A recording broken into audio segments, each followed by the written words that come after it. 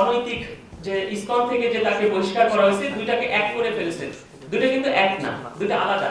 তার মানে ইসকন একটা সেক্ট, খুবই ছোট্ট একটা সেক্ট। ইসকন টোটাল হিন্দু সম্প্রদায় না, কিন্তু এই সকল হিন্দুকে ইসকন ইসকন বলে যে ট্যাগিং করা হচ্ছে, বিষয়গুলো তা না। বিষয়গুলো আপনারও সাংবাদিক বন্ধুদের বিষয়গুলো ক্লিয়ার থাকা উচিত। অনৈতিক যে ইসকন থেকে যে তাকে বহিষ্কার করা হয়েছে, দুইটাকে এক করে ফেলেছে। দুইটা কিন্তু এক না, দুইটা আলাদা। চিন্ময় প্রভুর নামে এই বিষয়গুলো আপনাদের জানা দরকার। চিন্ময় প্রভুর নামে যে অভিযোগটি আসে 15 সালে এবং 16 সালে, এই চারুচন্দ্র ব্রহ্মচারী, তিনি এখন প্রেস কনফারেন্স করছেন, সেই চারুচন্দ্র ব্রহ্মচারী তাকে কিন্তু একেবারে ক্লিন সার্টিফিকেট দেয়। এমনকি এই একই অভিযোগ ক্লিন সার্টিফিকেট দেয় যে এগুলো মিথ্যা, এবং কি যারা এই অভিযোগগুলো করে এগুলো ব্যক্তিগত ঈর্ষা, ব্যক্তিগত স্বার্থ থেকে ঘটনাগুলো ঘটে। তার পরবর্তীতে আবার 20 সালে আবার ওই একই অভিযোগ করা হয়, 21 সালে তাকে আবার ক্লিন সার্টিফিকেট দেওয়া হয়। তাহলে সেই একই বিষয় নিয়ে আবার 24 সালে আসা, একজন একই ইস্যুতে একজন ব্যক্তিকে আপনি কতবার শাস্তি দিবেন?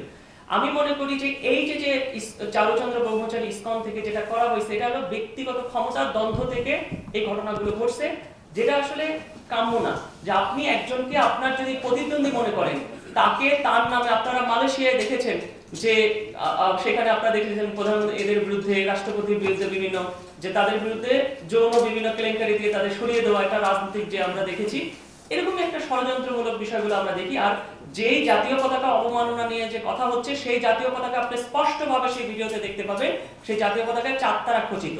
তো বাংলাদেশের জাতীয় পতাকায় তো 4 তারা খচিত না। আর প্রোগ্রামটি হয়েছে লালদিঘির পারে, সেখান থেকে নিউ মার্কেট প্রায় 1 কিলোমিটার কাছাকাছি, 1 কিলোমিটারের মতো বোধহয় হবে।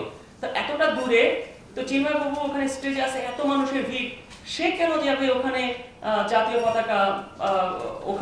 পতাকা অবমাননা করতে? সে কেন যাবে, বা সে কেন অন্যদের নির্দেশ দিবে? এটা তো একটা বাচ্চা মানুষও বোঝে, যে কোনো মানুষই বোঝে যে বিষয়টির সাথে তার কোনো সম্পৃক্ততা নেই। এমনকি আর যেই জাতীয় পতাকা বলা হচ্ছে, সেটা আমাদের বাংলাদেশের জাতীয় পতাকা, কারণ ওখানে 4 তারা খচিত।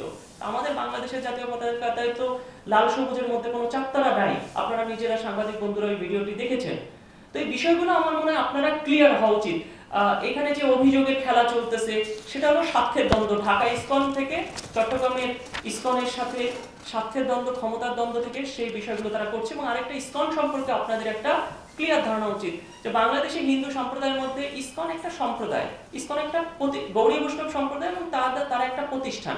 কিন্তু এই গৌড়ীয় বৈষ্ণব সম্প্রদায় কিন্তু টোটাল সনাতনকে রিপ্রেজেন্ট করে না। সনাতন ধর্ম আপনাদের খুব সংক্ষেপে যদি আমি 1 মিনিটে পুরো বিষয়টা বুঝাই, যে সনাতন ধর্ম সম্প্রদায় 2টা ভাগে বিভক্ত, তাদের উপাসনা সাকার এবং নিরাকার। নিরাকার ভাবে তো ঈশ্বর উপাসনা আছে, সাকার ভাবে 5টা মতে বিভক্ত, শাক্ত, শৈব, সৌর, বারবত এবং বৈষ্ণব। তার মধ্যে একটা সম্প্রদায় বৈষ্ণব, সেই বৈষ্ণব মত 4টা ভাগে বিভক্ত। সে রামানুজাচার্যের শ্রী সম্প্রদায়, মাধবাচার্যের ব্রহ্ম সম্প্রদায়, নিম্বাদিত্যের কুমার সম্প্রদায়, রুদ্র সংগীত সম্প্রদায়। এই যে 4টা সম্প্রদায়ের মধ্যে মাধবাচার্যের ব্রহ্ম সম্প্রদায়ের অন্তর্ভুক্ত গৌরী বৈষ্ণব সম্প্রদায়ের একটা পার্ট, অসংখ্য পার্টের মধ্যে একটা পার্ট হলো ইসকন।